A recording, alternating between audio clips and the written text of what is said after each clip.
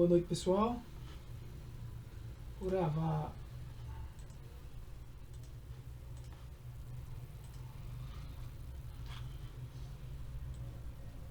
Eu vou dar uma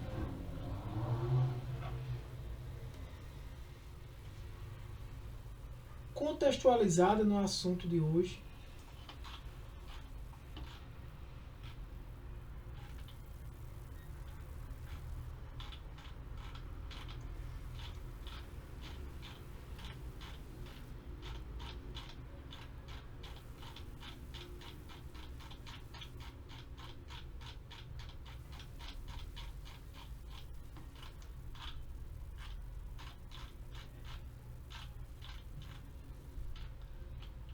Só para contextualizar vocês, tá?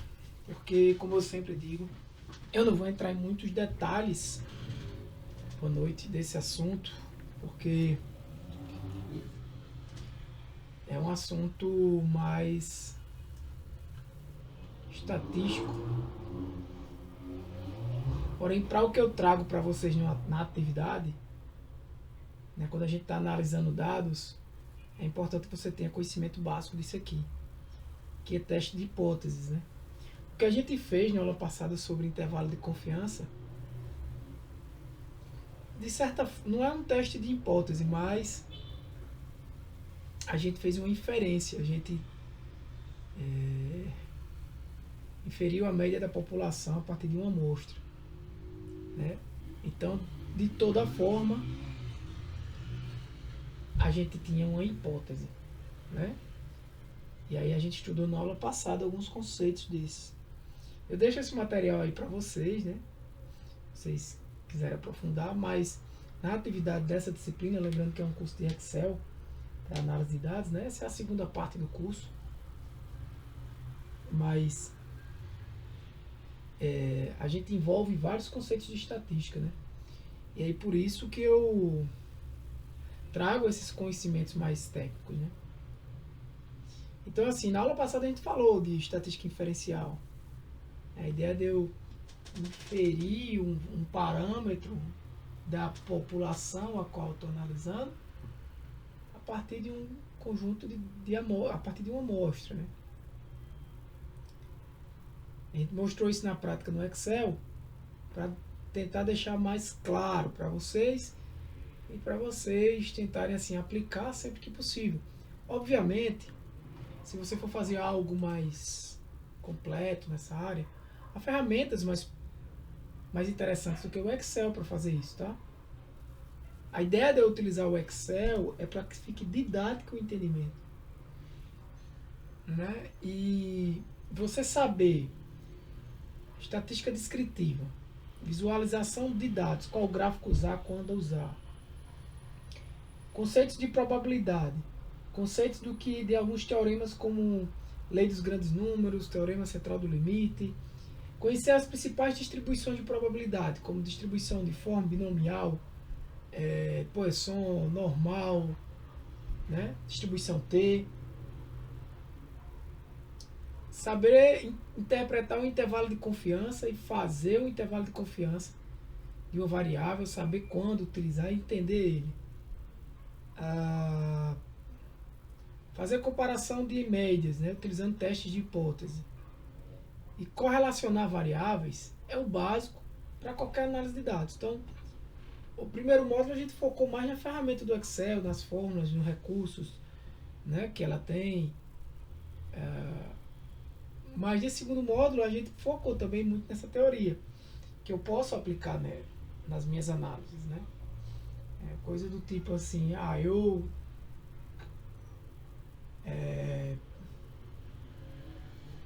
gosto sempre de pensar num exemplo de negócio, né? Mas, por exemplo, eu vendi na minha empresa ano passado por mês, né, tantos mil. Então eu tenho quanto eu vendi por dia e dividi por 30, né? Então eu tenho uma média de valores ali. considerando que eu vou para o mês de janeiro agora, o mesmo mês, eu posso ter uma variação ali, mas eu consigo ter um intervalo, né, de, da minha amostra, considerando que eu não tenho todas as minhas vendas de janeiro. Um outro exemplo mais claro, sempre eu digo, é porque hoje em dia algumas questões de negócio você tem todos os dados, né, que você costuma coletar num sistema transacional. Mas pesquisa e até mesmo em alguns tipos de negócio, como por exemplo, um bom exemplo, você vai trabalhar na área de negócios imobiliários. Então você tem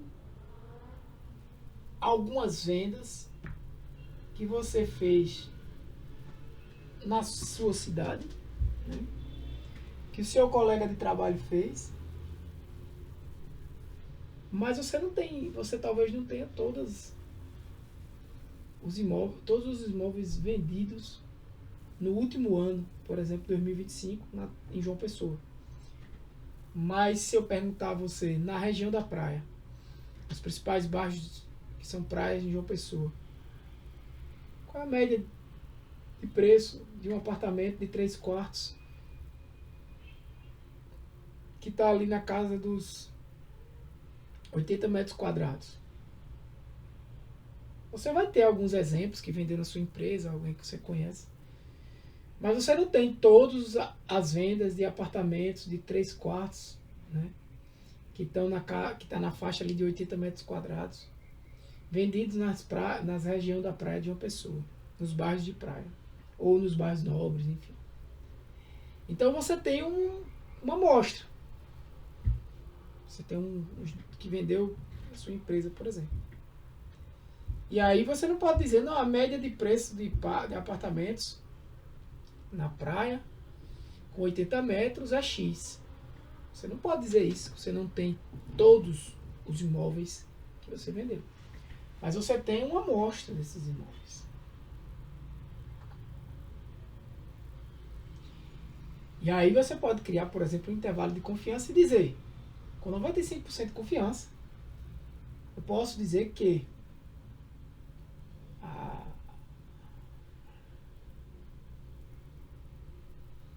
os imóveis vendidos em João Pessoa, na região da praia, 3 quartos, 80 metros quadrados, variam desse valor X1 até X2, caso eu repita esse procedimento. A média desses valores vai variar, a média das amostras, né, vai variar nesse intervalo.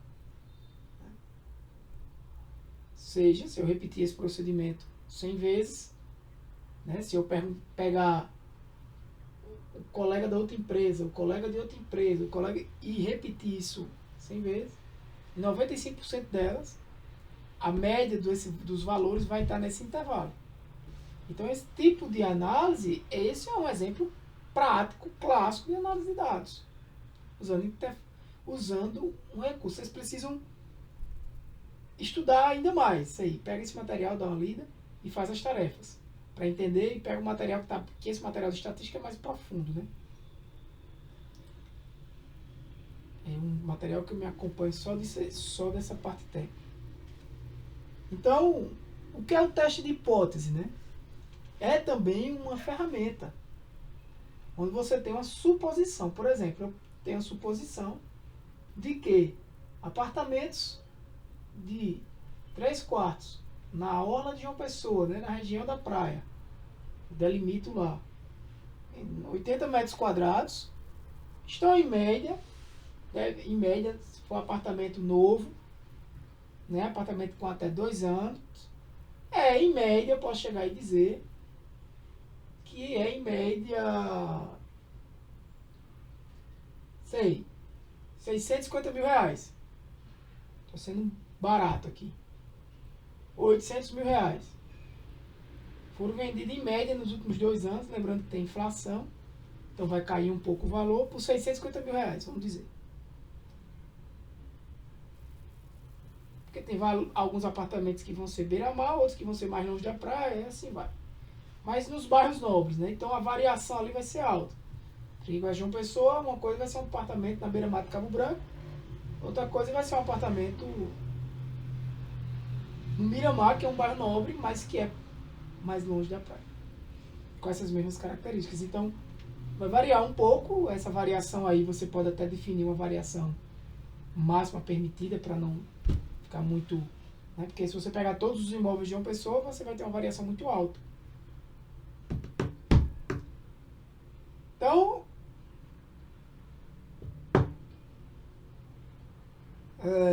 esse é um exemplo que você pode utilizar o teste de hipótese e você diz que é 650 mil.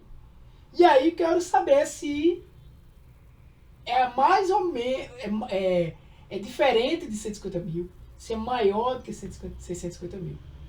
Né? E aí é onde eu vou estabelecer a minha hipótese. A minha hipótese é essa, que é 650 mil.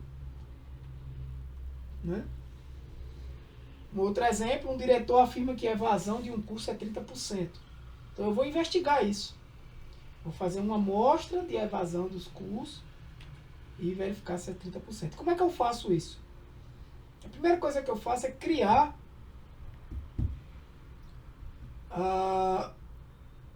hipóteses. Certo?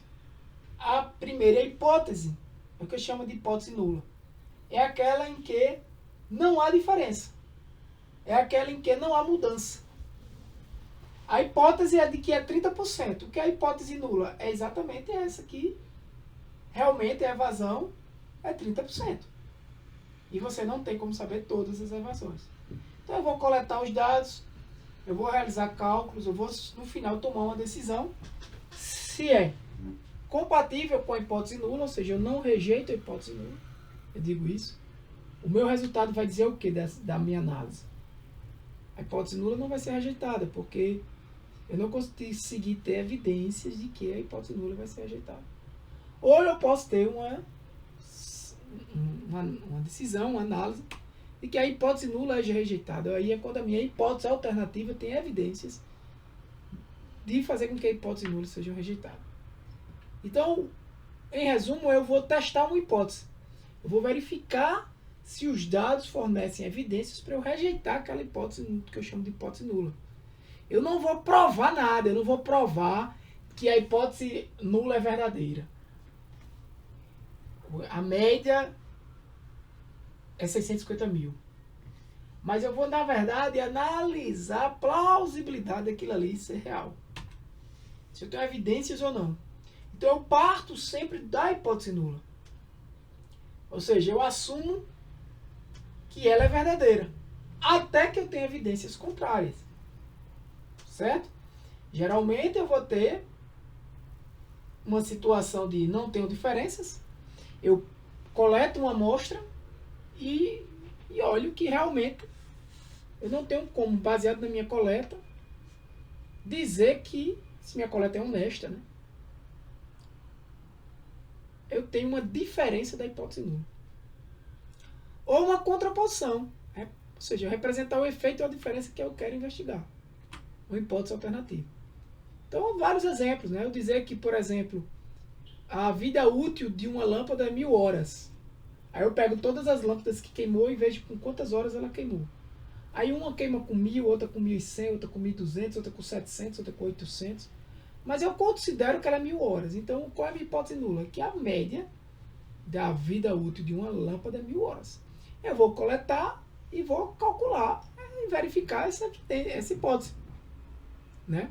E verificar se é diferente de 1000 horas.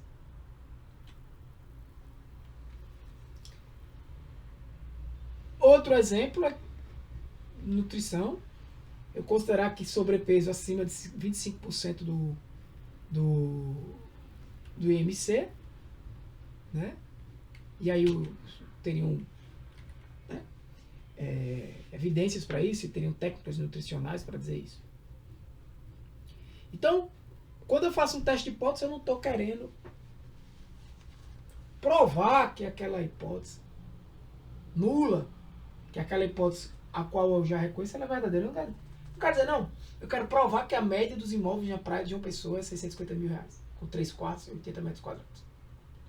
Eu não quero provar isso, eu quero verificar se eu tenho evidências para rejeitar ela.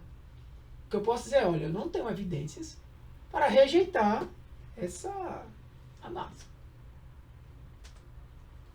Então eu vou verificar se esses dados da minha amostra têm evidências suficientes para rejeitar. Então como eu vou formular aquilo ali, tudo vai depender da questão. Né? Então esse é o conceito de teste de hipótese. E dentro do teste de hipótese, existe alguns... Um texto a gente falou de alguns conceitos, né? A gente falou do tal do alfa, que a gente vai usar aqui lá no intervalo de confiança, lembra? Quando eu disse assim, eu tenho 95% de nível de confiança, ou seja, eu tenho... quando eu dizia isso é porque eu usava um valor de alfa de 5%. E aquele alfa, a grosso modo, né? Como a gente não está trabalhando aqui num curso de estatística muito técnico, então eu posso falar assim de uma forma mais simples e grosseira, que o alfa, que a gente define em geral 5%, esse alfa, na verdade, repetindo, a grosso modo, é dizendo o seguinte: a probabilidade de eu estar errado. Né? Eu nego a hipótese nula, né? Rejeito a hipótese nula, e minha probabilidade de estar errado é 5%. É basicamente isso. Tá? Esse é o alfa. Agora, quando é que eu vou dizer assim? E quando é que eu vou aceitar ou quando eu não vou aceitar? Bem, quando eu defino um alfa de 5%, eu vou imaginar, olha para a tela, tá? Lembra aquele gráfico de uma normal que é um sino assim? E eu disse a vocês que a área abaixo daquela curva de uma normal, abri várias vezes aquele gráfico, dá 1, ou seja, dá 100%. Quando eu digo, por exemplo, que o meu alfa é 0,055%, eu estou fazendo o seguinte: em um problema que eu quero verificar, como esse que eu disse agora, que eu quero verificar se há evidências de que a média dos apartamentos à venda, dentro daquele contexto que eu não vou ficar repetindo, é diferente de 650 mil, na verdade eu tenho que verificar se a média é maior do que 650 mil ou se ela é menor do que 650 mil. Porque a minha pergunta é se ela é diferente. Certo? Então, nesse contexto, quando eu digo, por exemplo, que o meu alfa é 5%, o que eu estou dizendo, preste atenção em mim para você entender, é que aquele gráfico que dá 1, a área aqui embaixo, eu tenho 2,5% e 2,5% aqui nas pontas da cauda que eu não considero. Vocês vão entender daqui a pouco por quê. Eu não considero. Então, eu só considero esses 95% aqui. Então, aqui eu não considero. Então, quando eu digo 5%, eu estou dizendo isso. Se eu aumentar esse alfa, eu vou diminuir essa área aqui do meio e vai aumentar a área que eu não estou considerando ali, né? Nas caudas. Eu vou abrir aqui, que eu não sei. Aquele velho... Vou abrir um normal T.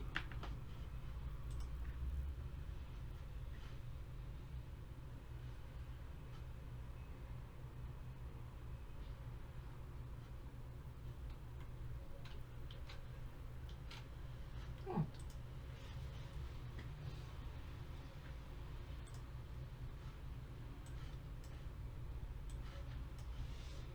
Mais ou menos esse gráfico aqui, ó. Então, esse pedacinho aqui tá dando 2,1, tá dando mais, imagina um pouquinho mais para cá. Quando eu somo essas duas partes aqui, eu não estou considerando. Né? O que é que eu estou querendo dizer com isso? Que quando eu uso um alfa de 5%, eu retiro da minha análise 5% dessa área. Se eu considerar um alfa de 10%, eu estou tentando explicar bem a grosso modo, para que você entenda, eu vou aumentar isso aqui para 5 e aqui para 5. Então o que é que você está vendo? Que a área crítica está aumentando. Essa área daqui e essa área daqui. Beleza, aí eu volto para cá. E eu venho te falar de um tal de valor de P. Como é que eu vou saber se eu vou aceitar ou rejeitar a hipótese nula? Veja. Quando eu faço o meu cálculo, a minha análise, eu calculo também o valor de P, que é um tipo de uma probabilidade aí que eu vou tentar passar para vocês também de uma forma mais simples. Então, quando eu calculo esse valor de P, o que é que eu vou analisar? Deixa eu ver, valor P. Eu tenho no material aqui lá na frente, tá? Mas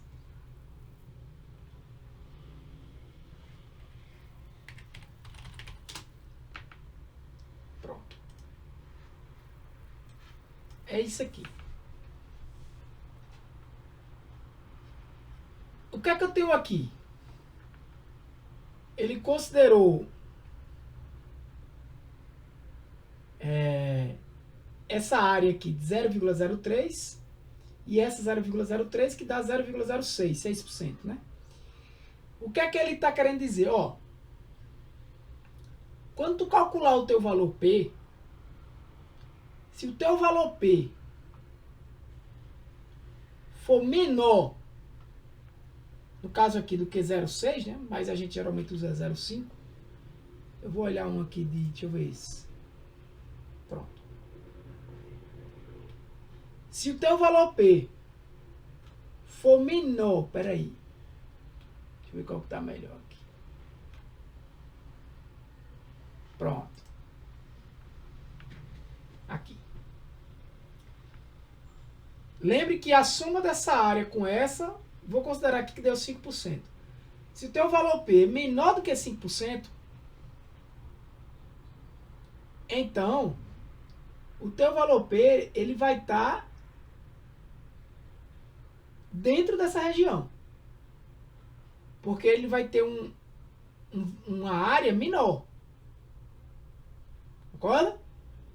Essa área escura com essa dá 5%. Se o meu valor P for de 3%, por exemplo, ele vai estar mais para cá e a região dele vai ser menor. Quando isso acontece, ou seja, quando o meu valor P é menor, eu rejeito a hipótese nula. É bem simples quando eu estou analisando. Eu verifico, calculo o valor de P, que é uma probabilidade, né? Que o conceito real é esse aí. Probabilidade D, supondo que a hipótese nula é verdadeira, ou seja, considerando que eu não vou rejeitar a hipótese nula, que a minha hipótese é verdadeira, obter um resultado tão ou mais extremo do que o observado. Qual é a probabilidade de eu obter um resultado? Se você tirar aí o supondo H0 verdadeira, probabilidade de eu obter um resultado tão mais extremo do que o que eu observei. Então, se eu boto um valor de P, deu 3%, é a probabilidade de, considerando que a hipótese nula é verdadeira, eu obter um resultado muito extremo. Ou seja, se eu tiver um P de 3%, eu posso dizer, é 3% de chance, considerando, veja que é uma probabilidade, quando a gente já estudou lá em probabilidade, condicional. É uma probabilidade partindo do princípio que a hipótese nula é verdadeira, de eu ter um valor tão ou mais extremo do que eu observei. Né? Tão ou mais extremo do que eu observei. Então, quando eu digo assim, eu tenho um P de 3%, eu tenho uma probabilidade baixa de ter um valor mais extremo do que aquele que eu calculei.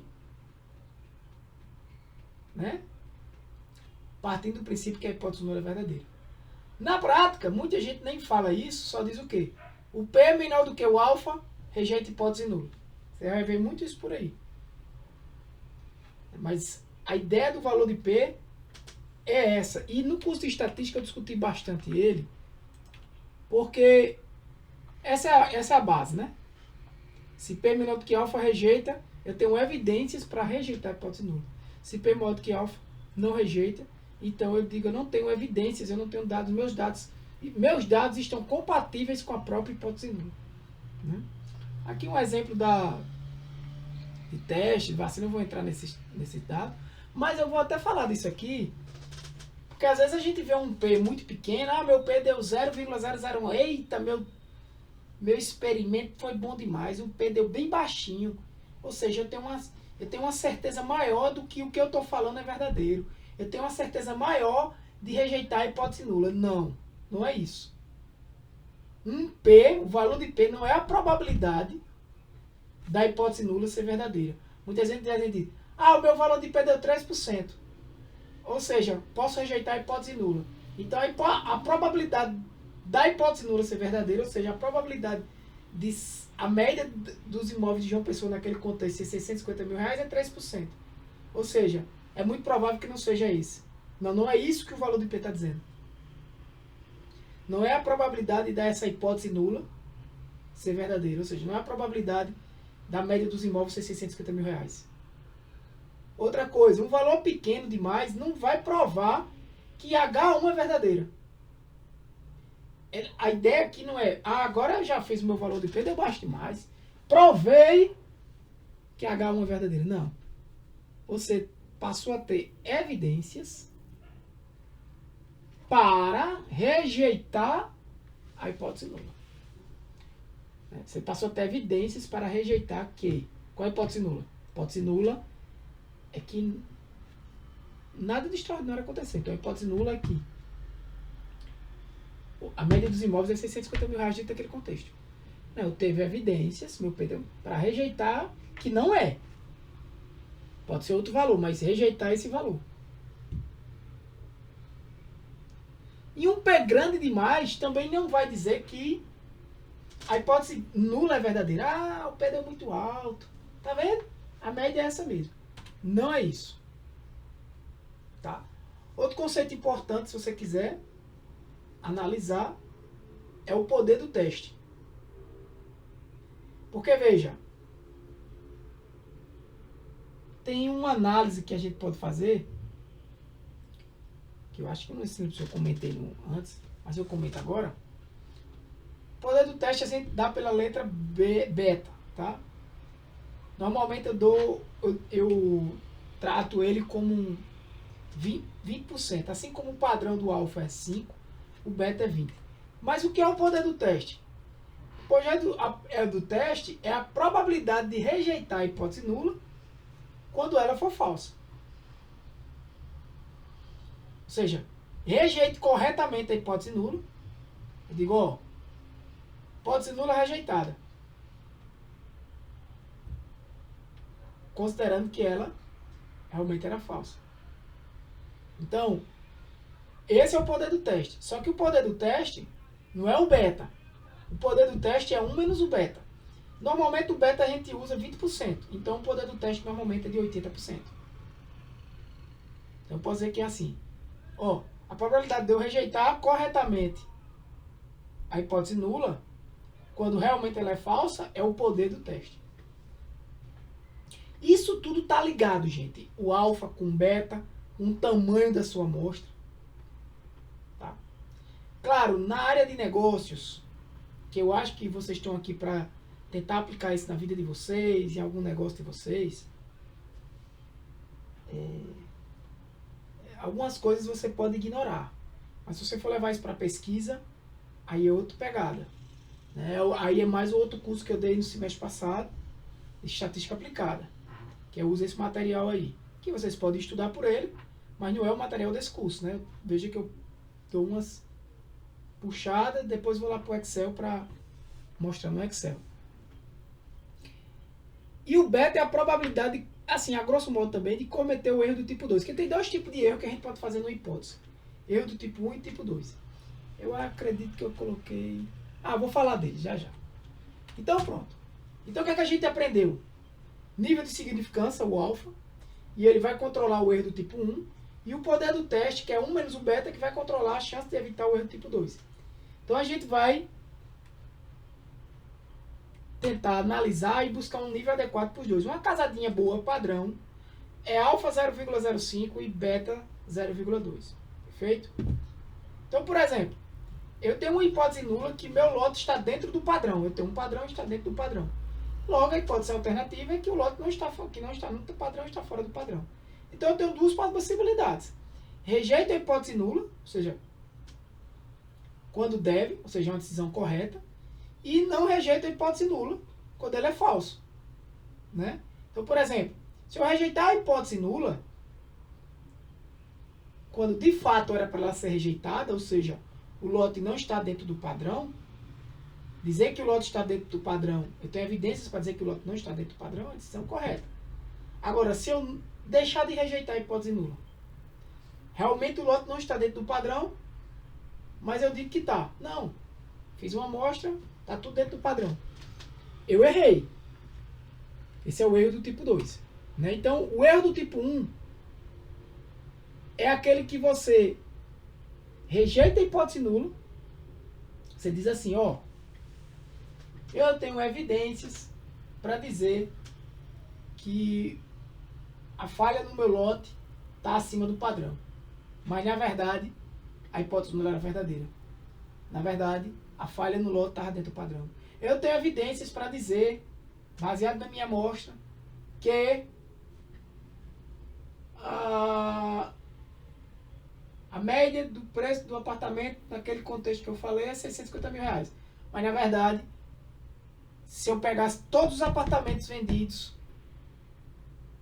e fosse verificar, a média não estava ali naquele intervalo de confiança que eu calculei de 650 mil reais. E eu errei. Né? Claro, quando eu rejeito a hipótese nula, mas ela era verdadeira, a chance disso acontecer é baixa. Porque é o meu alfa que controla isso. Quanto menor esse alfa, mais rígido eu estou sendo. Estou controlando isso com alfa. Um número adequado, como eu já disse, 0,05. Já o beta é aquele cara que eu digo assim, ó, não rejeitei a hipótese nula. A média é essa mesmo, ou seja, nada mudou. Mas na verdade está errado. É o contrário. Ou seja, não rejeitei, mas a hipótese nula era falsa. Então eu não vou entrar nos exemplos todos aqui, porque eu vou entrar em outra resenha. Mas um conceito importante também é o tamanho do efeito. Porque às vezes é exatamente onde está a questão. Você tem um P muito pequeno, bem abaixo do alfa, e você diz, ó, vou rejeitar a hipótese nula. Eu rejeito a hipótese nula de que isso aqui acontece, que eu tenho evidências, meu P é 0,0001. Né? Então, acabou-se. Prego batido, ponto virada. Não é bem isso. O valor do P, ele é altamente influenciado por outras questões. Isso aqui é um assunto que eu nem costumo falar nesse curso aqui, mas eu vou falar para vocês. E um dos pontos importantes que você tem que analisar é o tamanho do efeito daquilo ali que está acontecendo. Imagina agora que tu está verificando tuas vendas em 2023, 2024 e 2025. Ou quer que seja os anos. Aí tu quer saber se o número de vendas que tu fez aumentou ou manteve. Aí tu tira uma média, tu pega todos os... por dia, né? A quantidade de vendas por dia. Aí tu coleta toda a quantidade de vendas que tu fez de um produto por dia no ano 2024 e coleta em 2023 e 2024, né? Que já acabaram. Aí você coleta os dois e eu quero saber se o ano de 2024 aumentou ou diminuiu, ou se está diferente de 2023. Bem, tirar média, desvio padrão, isso não é suficiente. Eu tenho que fazer uma comparação entre os dois. Né? Mas, esse é um teste de hipótese, mas eu posso também ter uma situação da seguinte, ó. Eu apliquei um novo, vamos dizer, estilo de venda em 2024. Eu quero ver se o efeito disso aí teve efeito no quantidade de vendas e tal. Qual o tamanho qual o tamanho desse efeito? É na diferença. Ou seja, qual é a magnitude da diferença entre essas duas médias? Ou qual é a magnitude da associação entre dois grupos? O quanto dois grupos estão associados, por exemplo. O quanto está associado a vender sorvete e fazer sol, dias de sol. O quanto está, qual é a magnitude, né? Com que força está associado? Qual é a força disso? O valor de P vai me dar o quê?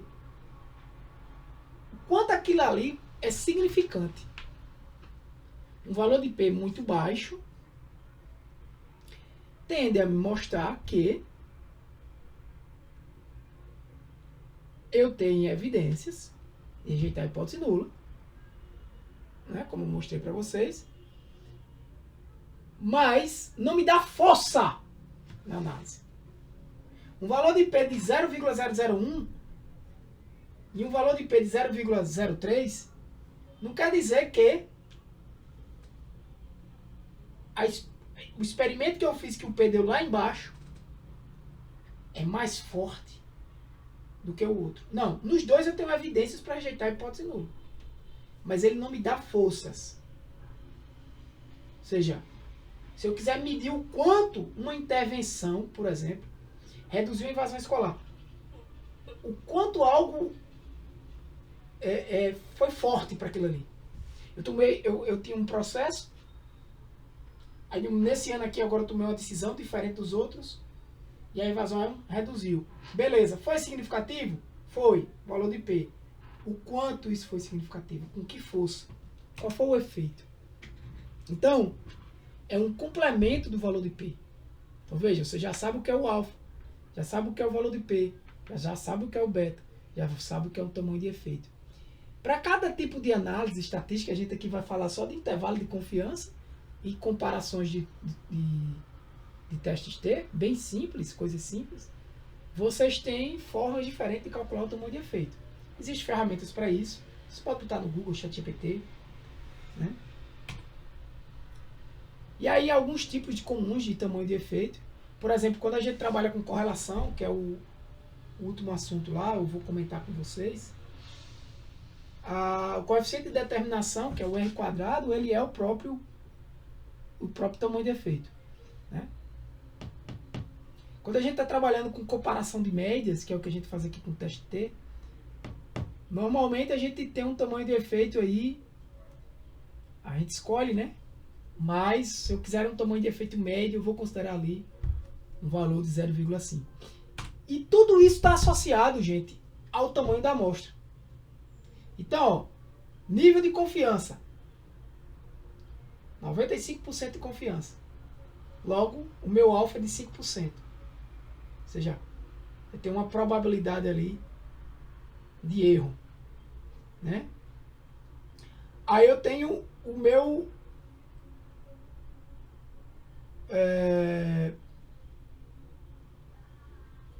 alfa, aí eu tenho o meu outro conceito que a gente passou, que eu não esqueci, não é o poder do teste, mas o valor de P, um dos mais importantes.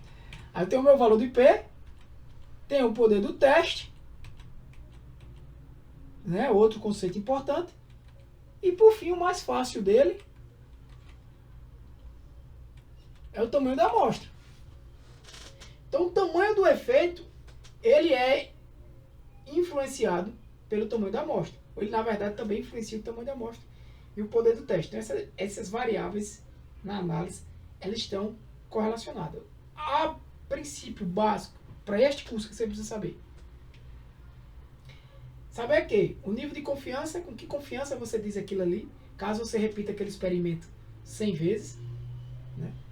O alfa, que a grosso modo é uma probabilidade de erro, que não é corretamente, é tecnicamente isso, mas para esse curso, tá bom você pensando dessa forma.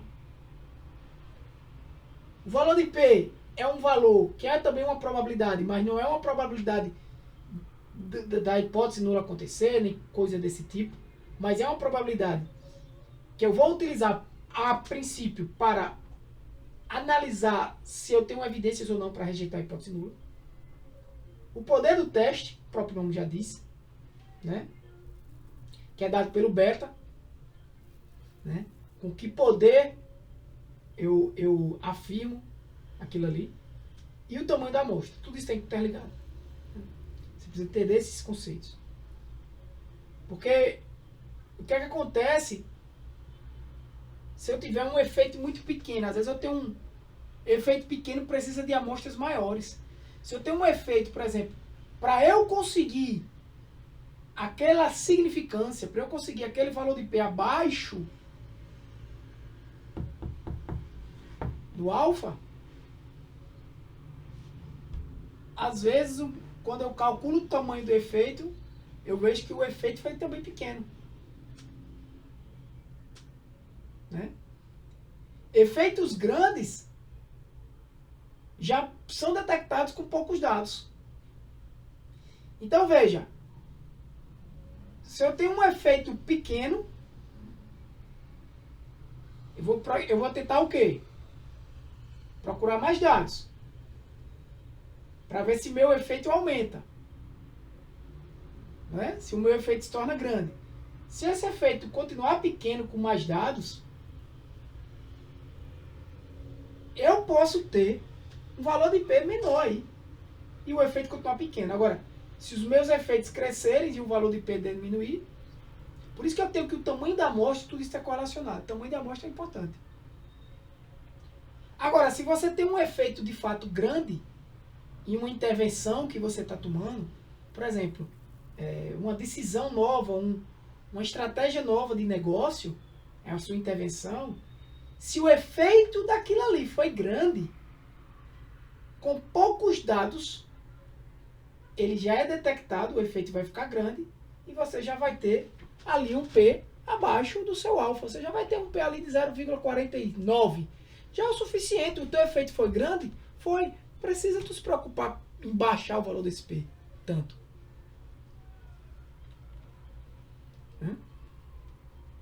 Então o tamanho do efeito ele é conectado com todas essas variáveis. E é sempre importante calcular ele também.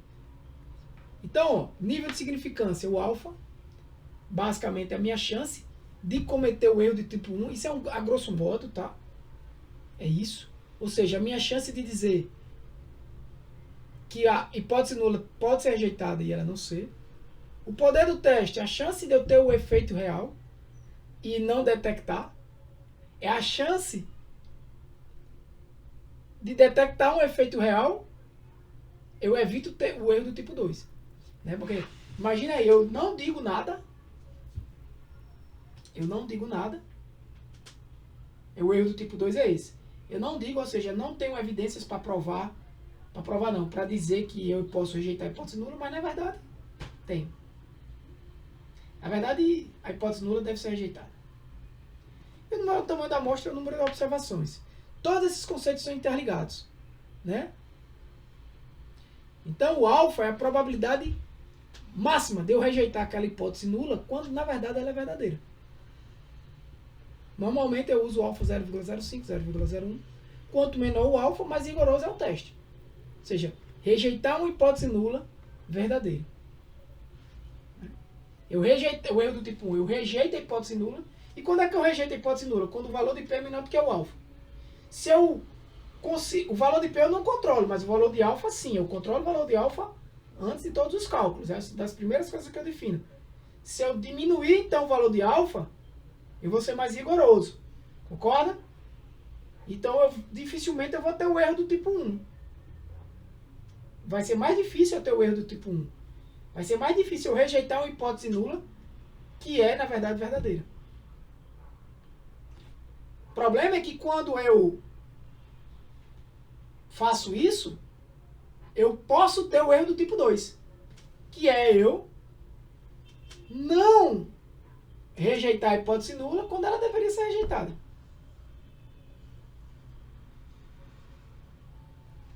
Né? Então, o poder do teste é essa probabilidade de rejeitar corretamente H0 quando ele é verdadeiro, ou seja, quando o meu poder desse teste é de 80%. Ela está relacionada com o tamanho de efeito, com alfa, com o tamanho da amostra. Né? O tamanho da amostra ele influencia diretamente o valor de P. Por isso que eu estava dizendo a vocês. Ter um P baixo não quer dizer que meu experimento é perfeito, que eu tenho forças, evidências fortes para dizer. Não. Às vezes é que a sua amostra está muito grande. E aí,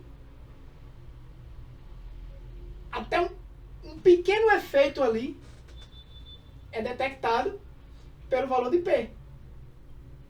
Amostras grandes demais, elas conseguem detectar pequenos efeitos. E aí o P cai. Do mesmo jeito que amostras pequenas podem não detectar um efeito real. Então, o tamanho da amostra é um valor adequado, de acordo com alfa, de acordo com o poder desejado e o tamanho do efeito esperado. E aí tem software para isso, inclusive, quando você for fazer sua análise. Qual é o tamanho da minha amostra? Bem, qual é o teu alfa? 0,5. Qual é o teu poder de teste? 80. Qual é o tamanho do teu efeito? 0,7. Tem uma amostra adequada. Então, por exemplo, tem um software aqui, é porque eu não baixei ele na minha... Ô, rapaz. É o ggplot. Não baixei ele.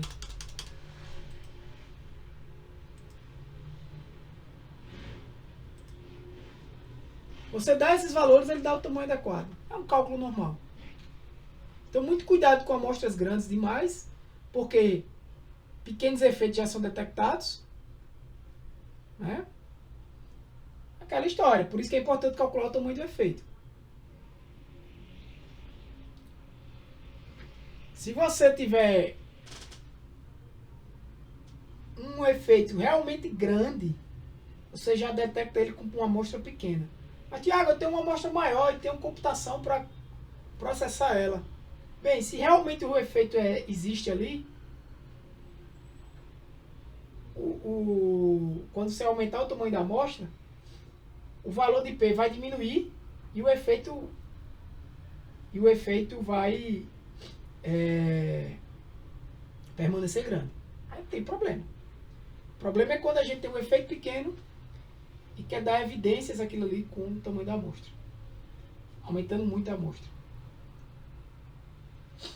Agora, claro, amostras pequenas você tem risco de não, né, ter uma boa inferência e os resultados podem não ser não tão significativos. Gpower. Você pode baixar esse software, eu não tenho mais ele aqui. Teria que instalar.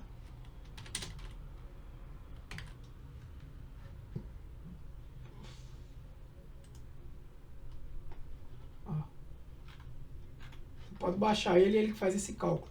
No curso de estatística eu resolvo com ele. Pronto. Então, galera, isso tudo foi para falar para vocês, rapidamente, de 3 tipos de testes. Onde você pode fazer esses cálculos. Né? Aplicar esses aí em qualquer área do seu conhecimento. Eu quero comparar duas médias. Né? E aí, o teste T-Student, ele é usado para você fazer essa comparação de média. Por exemplo, comparar a média de uma amostra com um valor de referência. Eu tenho um valor de referência de 70, por exemplo. Para um aluno é aprovado média com 70. Eu quero saber se a média da minha turma, enfim, passa. Está acima de 70. Ah, deu 73. Mas de acordo com o desvio padrão das notas, de acordo com o tamanho da amostra, eu posso afirmar isso? Teste de uma amostra. Ah, eu tenho dois grupos independentes. Entenda isso aqui. Por exemplo, esse é fácil. Eu tenho a turma A e a turma B. A turma A vai fazer uma prova, a turma B vai fazer a mesma prova, e eu quero verificar se a turma A tem uma média melhor do que a turma B. Ah, tem, uma deu 7.7, a outra deu 7.5. A turma A ganhou, ela tem uma média maior. Certo? E se eu repetisse essa prova aí 100 vezes? A turma A ia ganhar 100 vezes? Então você vai calcular isso usando teste T. E aí você vai trabalhar com alfa, com beta, com valor de P, tamanho de efeito, tamanho de amostra, tudo isso. E a outra situação é a situação onde você vai comparar duas amostras, certo? Que são pareadas. Por exemplo, o aluno faz uma prova, um grupo de alunos faz uma prova,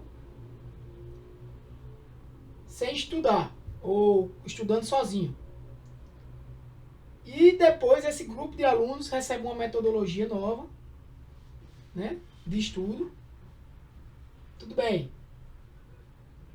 Vamos até considerar um assunto semelhante, né, porque o aluno aprendendo duas vezes pode ficar enviesado que porque a nota dele ali melhorou porque ele já aprendeu a segunda vez. Tá, mas aqui a gente vai falar de uma prova de função de primeiro grau e aqui a gente vai falar uma prova de função de segundo grau. Só que na função de segundo grau ele vai receber aulas, sei lá, né?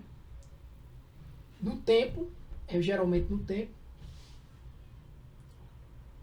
recebeu uma intervenção ali. Quero ver se aquela intervenção teve um efeito, né? Ou, por exemplo, quando você também quer comparar métodos. Por exemplo, se você vai comparar métodos, você tem um método de calcular, sei lá,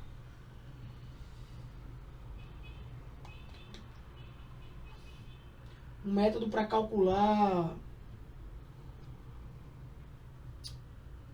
na mente agora não veio não, mas se você quer comparar dois métodos aplicados em um mesmo indivíduo, né?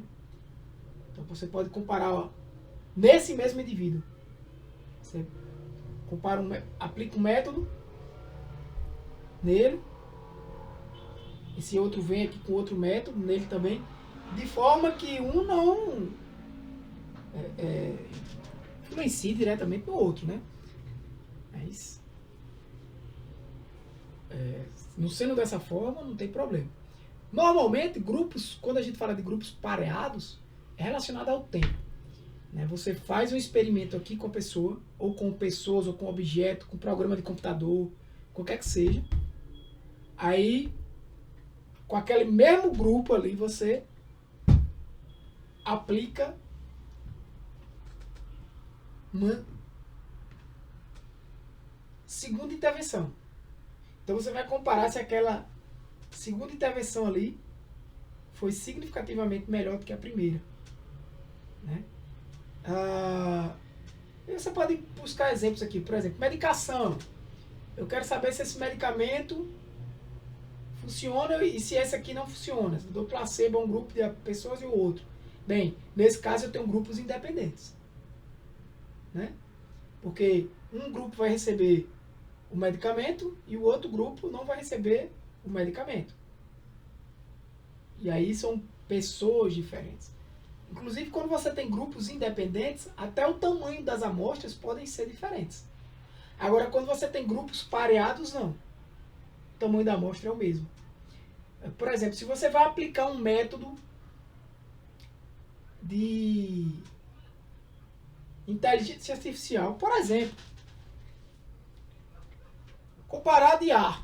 Você pega um prompt e joga em duas IAs, no ChatGPT e no Gemini. E aí você, nesse prompt, você faz perguntas aí. Mesmo prompt. Pá e pá. Joga no ChatGPT, joga no Gemini e no ChatGPT. Então eu estou comparando o mesmo prompt. Jogo ele aqui, ele me dá uma resposta. E jogo ele nesse outro método. O mesmo prompt. Então, para o prompt 1, vamos dizer que eu botei 10 questões lá. Quantas questões o ChatGPT acertou e o Gemini acertou? Eu vou anotando. Pronto. Isso é pareado. Por mais que não seja no tempo, mas é como se fosse mais ou menos assim. Primeiro eu aplico no ChatGPT, no segundo momento eu aplico no Gemini. Eu vou ver se tem diferenças significativas, por exemplo, de acertos. Sendo a mesma pergunta, Ctrl+C, Ctrl+V. Então veja que o indivíduo que está sendo testado é o mesmo, que é o prompt, né? Que está sendo enviado é o mesmo. Não é grupo diferente. Então você precisa saber analisar isso. Normalmente, a variável que eu estou analisando, ela tem que ter uma distribuição normal. O que seria essa variável? Por exemplo, no exemplo que eu dei agora, é a quantidade de questões que ela acertou. Eu boto 10 questões e quantas uma IA acertou e quantas outras acertou. E eu vou coletando. Então eu fiz 100 grupos de questões. Né? 100 grupos de questões e cada grupo tinha 10 questões. Né? Então eu coleto ali 100 valores para cada um. São pareados. São as mesmas questões, a mesma coisa. Então, naquele caso ali, eu tenho que distribuir aquela variável. Ela tem que ser aproximadamente uma distribuição normal. E a variância da população é desconhecida. Tem como eu ter a variância aqui dessa população? Tem como eu botar... É humanamente possível botar todas as perguntas, mesmo que seja de uma área? Não, é infinito isso. É a população de todas as perguntas que eu posso apunhar. Então, quando eu quero testar uma amostra, né, eu coletei uma amostra de dados e vou comparar com um número real. Então, por exemplo, eu digo que a média da minha população a taxa de evasão, né, dos meus cursos é de 30%. É a minha hipótese nula. A minha hipótese alternativa é que é diferente de 30%. Bem, aí eu pego uma amostra de turmas, né, e vejo que a média da evasão nas turmas deu 28%. Calculo o desvio padrão, deu 5%, 0,05%. E o N em 20 turmas, N igual a 20. Eu quero saber se essa distribuição aqui é diferente dos 30%. Com um nível de significância de 0,05. Com essa possibilidade de erro aqui que eu possa ter na minha análise. Então, o cálculo, eu não vou entrar aqui no cálculo. Quero que você entenda. Né? Mas x barra é a média da amostra. Menos Mi0, isso aqui é a hipótese nula, né? A média que eu dei para a hipótese nula, zero aqui do hipótese nula, dividido pelo erro padrão, que é o desvio padrão, que é isso aqui por raiz de n. Isso é conta matemática. Quando eu calculo, deu negativo, obviamente, porque a minha média deu menor, né? Então é diferente ou posso saber, ou é menor. Então eu jogo isso aqui naquele gráfico. Né? E quando eu crio uma distribuição normal, considere que esses 20 elementos aqui têm uma distribuição normal. Quando eu jogo naquele gráfico, o que é que eu vejo? Eu tenho aqui a distribuição da minha amostra, né, hipotética, e eu tenho aqui uma região crítica. O que seria essa região crítica? Eu não disse que alfa era 0,05. Eu não perguntei se a hipótese nula era diferente de 0,30, ou seja, eu não estou perguntando se é menor ou se é maior. Aqui, quando eu faço esse tipo de questionamento, eu não sei, eu não estou considerando se ela é maior ou menor. Então, se eu tenho que é 0,05, a minha região crítica é 5%. Mas como o meu problema aqui, eu não sei se a minha amostra é maior ou menor, aí você está dizendo, tá, Tiago, deu menor. Eu digo, sim, mas eu posso pegar outra amostra e dar 0,32, vai dar maior. A minha pergunta é se a minha média é diferente. Foi diferente? Ó, aqui, ó, a média é diferente. Foi diferente? Ferrou. Foi diferente de 0,30, eu rejeito a hipótese nula.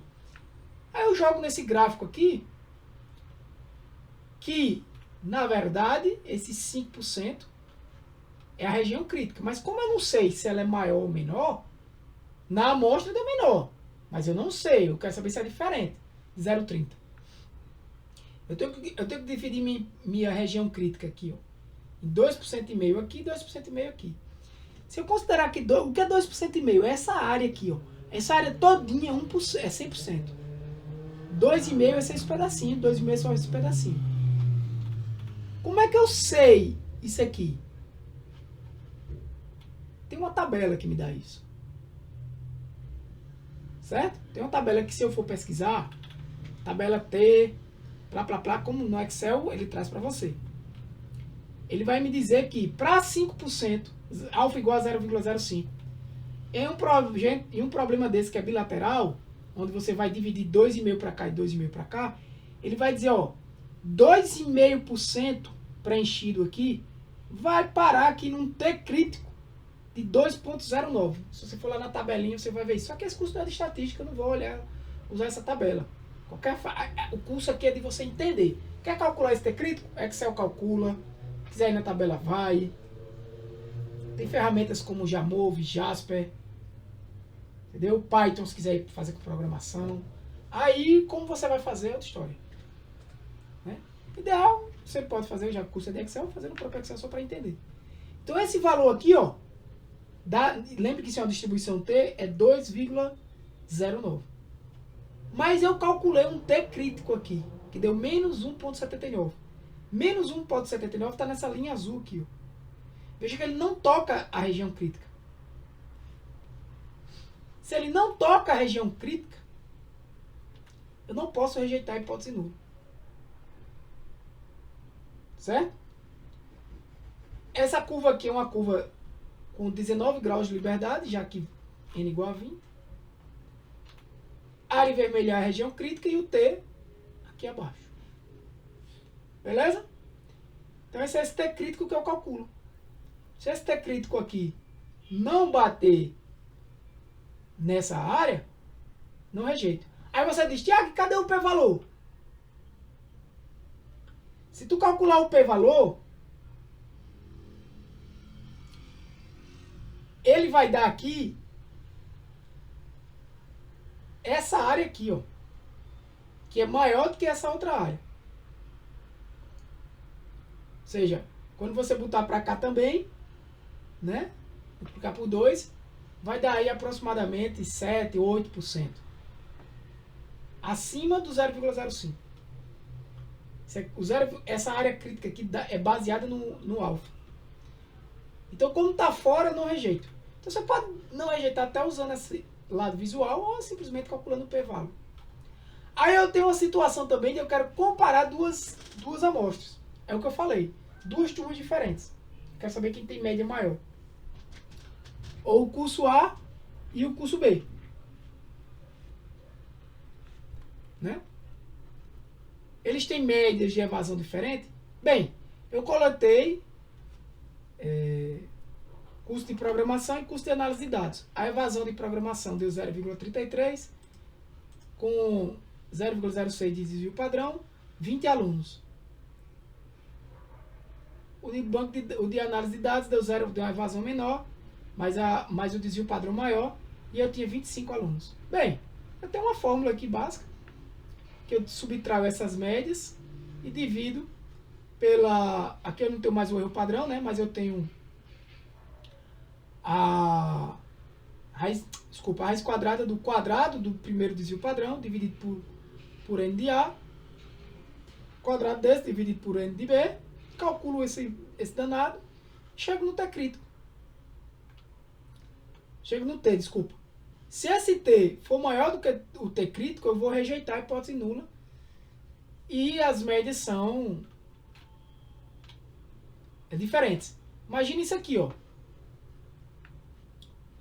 O primeiro curso, né, o A, ele teve essa média com esse desvio padrão aqui, ó, variando. E o segundo esse. Eles têm diferença? Há evidências estatísticas de que as médias de evasão dos cursos são diferentes. Quando eu venho para aquele mesmo gráfico, o que é que a gente tem? Mesma coisa. A minha pergunta é se eles eram diferentes. Então eu tenho um problema bilateral aqui. Então se o meu alfa é 0,5, a minha região crítica é alfa sobre 2. Porque eu não sei quem é maior. Eu quero saber se eles são diferentes. Quando eu calculei aquele T lá, ó, veja que deu um valor alto. Quando o T dá acima de 2, esse T aqui, ó, para qualquer teste T, é provável que rejeite a hipótese nula. Porque veja, quanto maior a média de 1, né, ou abaixo de menos 2, né? Dependendo de quem for a média maior aqui. Quanto maior for essa diferença das médias aqui, maior vai ser T. Né? E aí, você tem que ter cuidado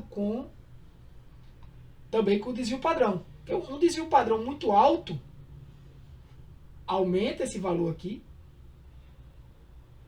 né? E ao mesmo tempo não me dá muita confiança, que vai diminuir o valor, né?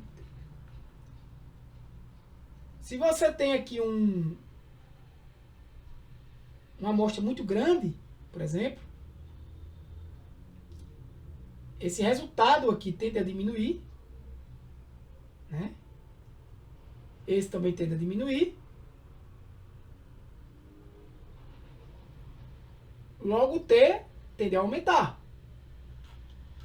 Então quando eu tenho uma amostra muito grande, é aquela velha história. Se o T aumenta, lembra do P de Valley, que é a área, diminui. Tudo que eu falei ainda agora, relacionado matematicamente. Certo? Então, nesse caso aqui, eu posso dizer, eu tenho evidências para dizer que essas duas evasões aqui são diferentes. Tá? O que é que você quer testar, né, no seu negócio? Nesse terceiro aqui, eu trago um exemplo diferente.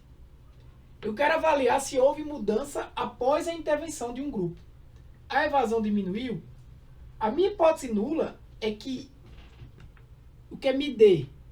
MD é a diferença da evasão antes e depois da minha intervenção. Então, se a minha diferença é menor do que 0 igual a 0, não houve redução. Se é igual a 0 é porque o que? A evasão depois menos a evasão anterior é igual a 0. Ou seja, elas são iguais. Ou seja, a minha decisão, a minha estratégia aqui no meio não serviu de nada. Porque a evasão daqui é igual a daqui. Mas, Thiago, não deu igual não. A evasão foi de 0,30 para 0,28. Veja, diminuiu. Eu tenho que saber estatisticamente. Diminuiu matematicamente. Estatisticamente eu não sei. Como assim? Matematicamente. Diminuiu porque, lembre, você está trabalhando com amostras. Se você repetir esse processo, talvez na próxima, a evasão que deu 0,28 dê 0,31 agora e a outra dê 0,29. Isso aqui, em cada experimento, mude. A ponto de eu dizer, ó, não tem diferença significativa se eu repetisse esse experimento. Porque lembre, esse experimento é com uma amostra. No caso, uma amostra antes e uma amostra depois. Mas é uma vez feito. Então, quando eu faço a diferença aqui de evasão, eu sugeri aqui que deu 0,07. Né? A média, tracinho em cima é a média, tá? Lembra, se isso é pareado, as minhas turmas têm que ser a mesma. Por exemplo, eu tive evasão em 2024 nessa turma, nessa outra turma, nas 20 turmas. Uma evasão de 30, de 20, de tantos. Teria a média, deu 33 ou 35. Aí no ano seguinte eu apliquei o método. Claro que é outra turma, mas do mesmo curso, né? Aqui eu estou mantendo o mesmo curso. São outras pessoas e são assim, né? Digamos que tem variáveis que a gente não tem como controlar nesse caso, mas o curso eu controlo, é o mesmo curso, mesmo conteúdo, os mesmos professores, né? E a evasão, depois do meu método, caiu para 28%. Naquelas 20 turmas dos mesmos cursos. Então, eu faço a diferença da primeira com a segunda. A diferença da segunda turma com a segunda turma no ano seguinte.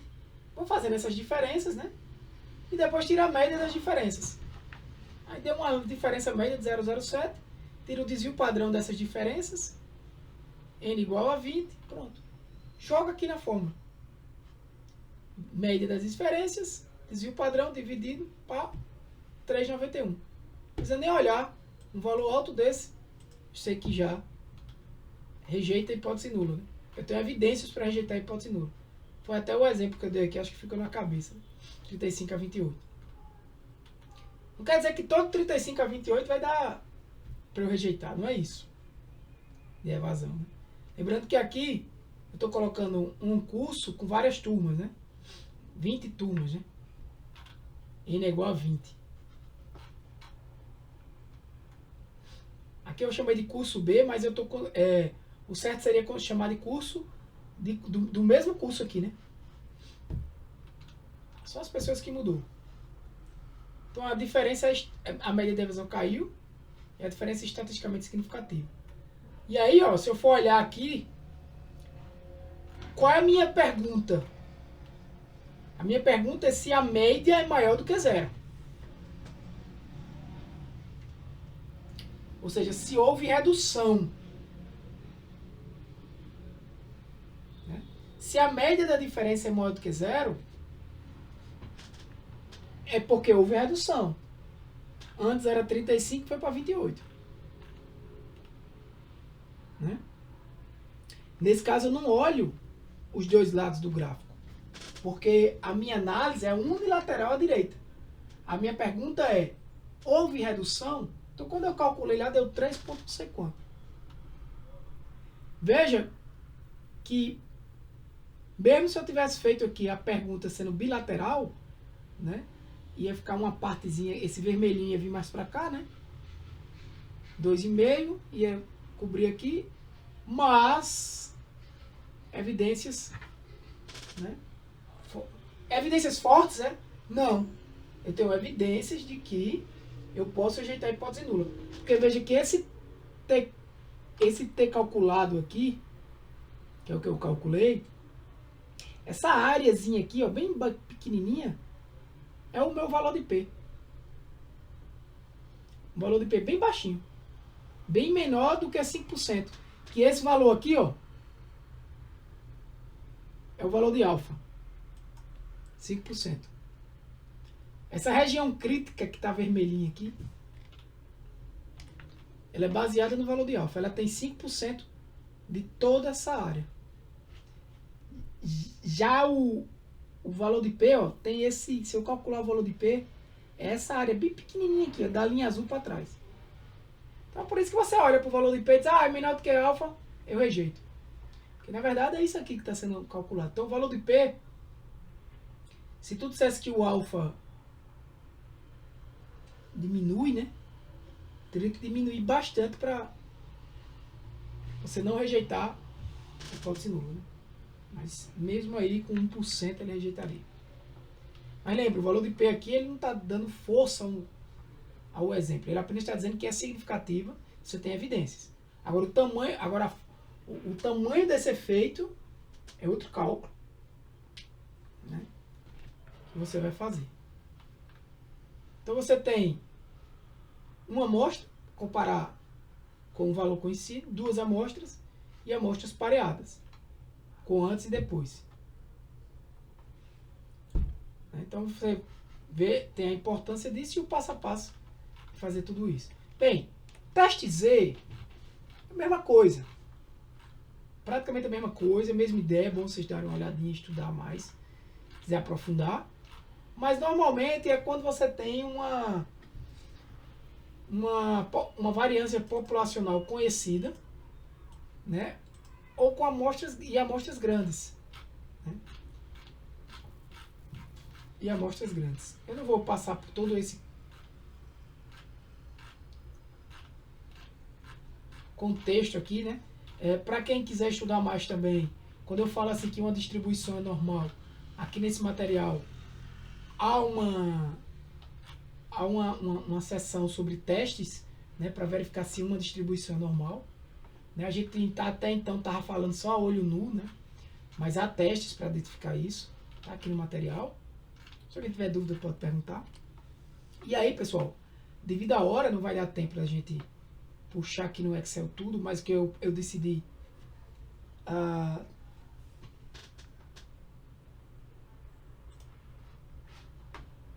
trazer o conceito teórico, porque no Excel vocês podem seguir um próprio exercício que está aqui, que eu deixei para vocês, né?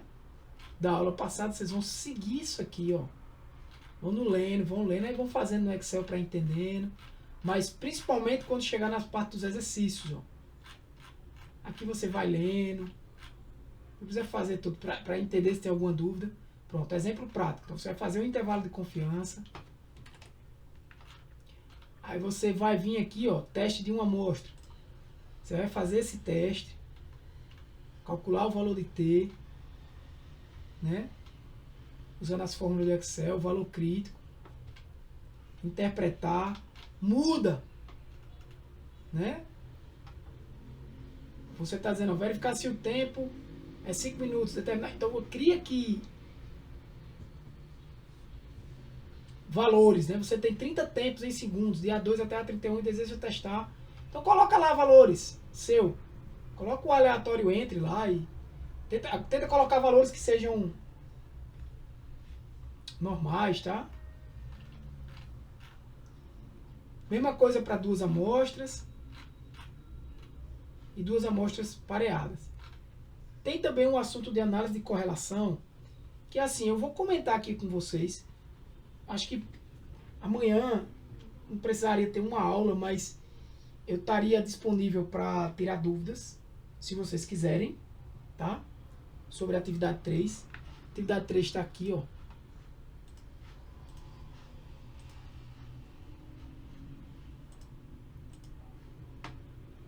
O que você vai fazer em cada aba, né? Intervalo de confiança. Você fazendo baseado no material. Para analisar isso aqui, você vai entender e aprender. Certo? Essa atividade 3 aqui, eu preciso dela até semana que vem. Porque eu vou fechar esse curso, na verdade, terça-feira. Né? Então, a atividade 1, 2 e 3 eu preciso até semana que vem. Eu vou fechar terça, certo? Mas eu vou precisar dessas atividades feitas aí até o dia 26, até semana que vem, 7, tá? Porque senão eu não vou ter condições de gerar os certificados. Bom? Aí os certificados eu entrego em janeiro, sem problema, mas eu preciso fechar isso aí. Aí vai ter aqui, vou botar a aula de terça e de quinta, né? De hoje. E vai ter aqui a semana 4 semana que vem e a semana 5, só com uma atividade, atividade 4 e atividade 5. Que vão ser menores do que essas, mais simples, mas que vocês vão precisar fazer para receber o certificado. Então, assim, nesse assunto aqui, eu não sei nem se esse material está novo. Esse que está aqui é o mesmo, tá? O que está faltando é essa questão de correlação. Tá? Que não tem muita coisa. Então eu vou só mostrar para vocês assim, o que seria essa correlação de duas variáveis. Você imagina que você quer verificar se duas variáveis numéricas estão correlacionadas, né? Eu quero verificar se, por exemplo, quando um aumenta, a outra aumenta. Então a correlação é basicamente para isso, né? Nas próximas atividades, vocês vão ter correlação também de grupos. Quando um grupo está associado a outro grupo. Ou correlação de quando um grupo está associado a outro grupo. Binário, né? Quando eu só tenho dois valores. Binário. Então a correlação, ela vai medir essa estatística que vai verificar a força dessa relação. E vocês vão precisar só tentar, deixa eu ver se tem aqui uma...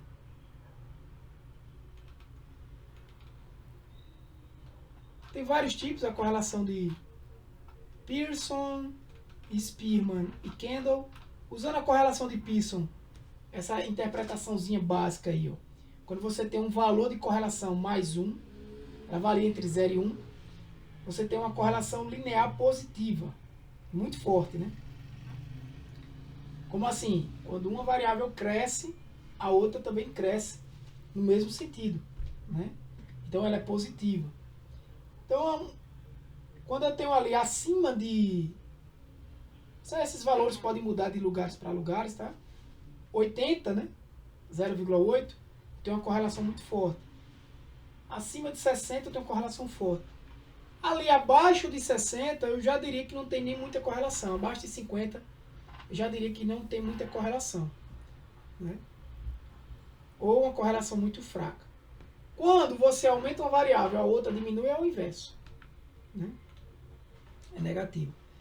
Tiago, e aí? Tem um cálculo para fazer isso? Tem. Vou me preocupar com o cálculo aqui? Não. Não vou me preocupar com o cálculo aqui. Vou me preocupar em entender ela e como ela utiliza. Então é isso que vocês vão tentar fazer também nessa atividade 3, em uma das abas, tá? O coeficiente de determinação é aquele próprio valor de R, só que é ao quadrado. Por exemplo, R deu 0,7. 0,7 ao quadrado, 49%. Isso significa que o quê? A variação que eu observo de uma variável está associada a outra linearmente. Isso significa que uma variável explica 49% da outra, né? Não é o R, o valor de R, que tem uma fórmula para calcular isso,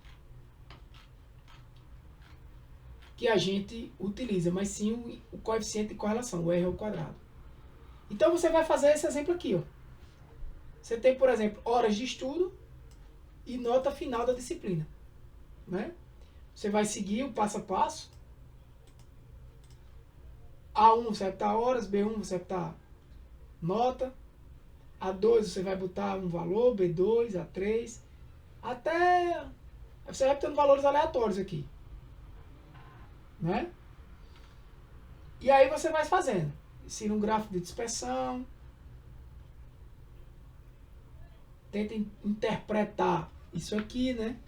A gente ainda tem 5 minutos, eu vou abrir aqui o... Deixa eu ver se eu tenho aqui um Excel. Esse aqui que eu tenho, esse 03,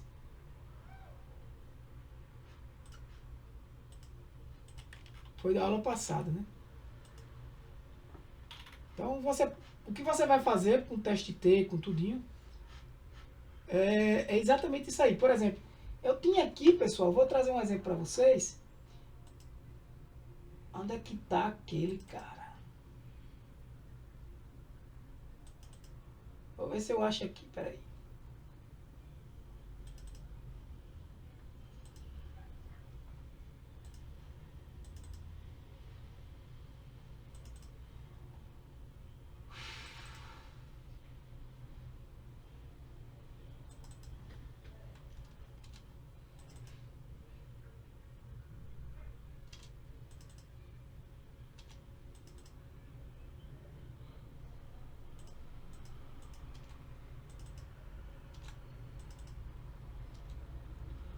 Eu tinha aqui o...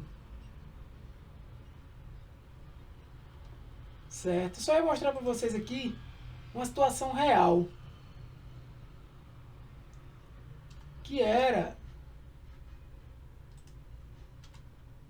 uns Ah, achei!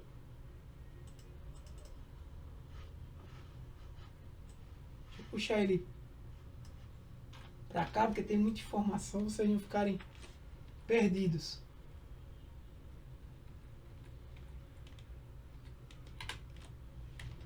Olha isso aqui. 2 apartamentos idênticos e o gasto de energia. O que é que eu tenho aqui? 2 grupos diferentes, né? Eu tenho uma média até fevereiro de 2024 de gasto, né? Considerando que o gasto aqui era para ser o mesmo, de R$ 244.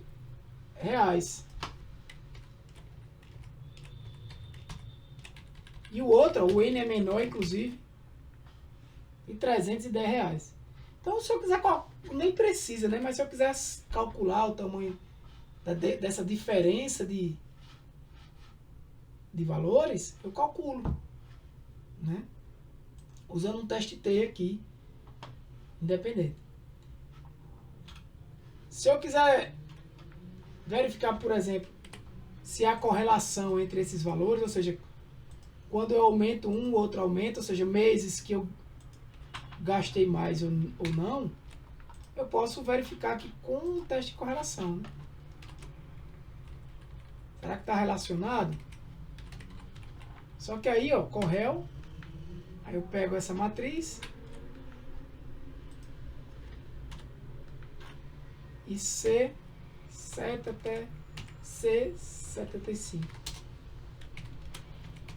Aí, deu 0,044. E aí eu botei isso de propósito, né? Porque você acha que, por exemplo, ao aumentar a energia de um, aumenta a energia do outro, né? É uma análise sua. Ou isso aqui é uma causalidade, que eu comento aqui para vocês lerem, né? Correlação não é causa, correlação não se explica e correlação não é regressão. Uma variável não causa a outra, ou seja, aumentar a energia de um apartamento não vai aumentar o do outro apartamento. Não é isso que ele está dizendo. Correlação não é essa causa. Existe causalidade, que às vezes as coisas acontecem por coincidência e uma correlação é relacionada ali. Então, mesmo que eu tenha 2 variáveis com alto grau de correlação, isso não significa que eu vou ter que uma variável causa a outra. Porque pode ter uma terceira variável influenciando ambas, né? Ou uma coincidência, que é o que a gente chama de correlações espúrias. Aí na internet, se você pesquisar em correlações espúrias, vocês vão ver vários exemplos. Um deles é esse aí, vendas de sorvete e número de afogamentos. Eles se correlacionam. Mas tu acha que quanto mais sorvete vende, mais o povo se afoga? É? O que é que tem a ver? Nada. Provavelmente o calor, pessoas mais vão tomar banho, mais vão se afogar e mais vão tomar sorvete. Consumo de queijo e o número de cientistas que se enforcam. Correlação espúria, né?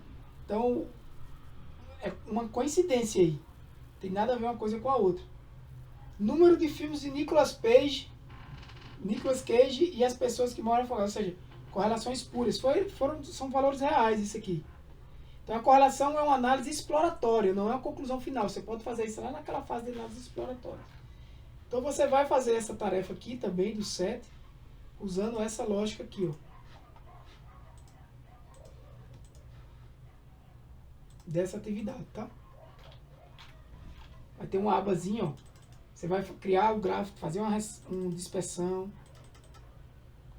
calcular o coeficiente de determinação. No próprio gráfico você vai fazer uma linha de tendência, se for o caso.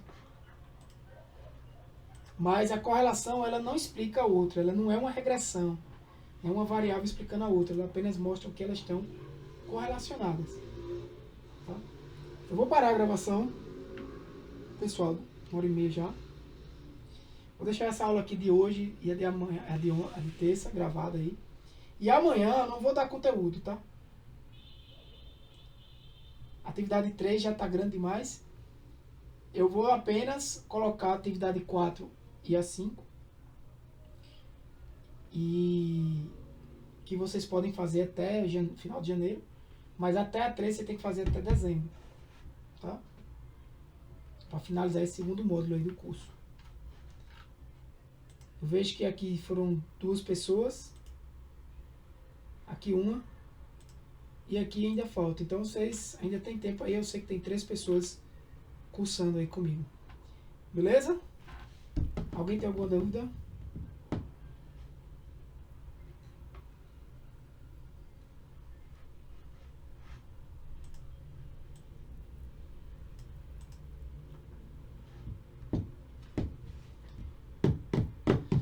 Então, vou parar por aqui. Se a gente amanhã não marcar nada, se ninguém tiver dúvida, se tiver dúvida me fala, tá no grupo. Que a gente resolve lá mesmo no Meet. Boa noite. Então, se a gente não se falar esse ano, Feliz Natal, Bom Ano Novo. E em janeiro, vamos se falando pelo grupo, né? Mas em janeiro, eu ainda aceito a atividade 4 e 5 para eu poder certificar vocês, certo? Mas para eu poder concluir, vocês têm que ter feito até a 3 esse ano. Não adianta fazer tudo em janeiro, é isso que eu estou querendo dizer. Beleza? Para querer o certificado, tá bom? Porque eu tenho que ter pelo menos até a 3 lá para registrar. Preciso pelo menos até a 3. De preferência, até terça-feira, pessoal. Até terça-feira. Beleza? Então até terça-feira, que é quando eu vou... Marquei hoje com a professora para fechar. Tá aqui, ó. Tá dia 23. Não deixa para mandar na quarta não, porque provavelmente eu vou falar com ela na terça. Vou finalizando aqui, pessoal.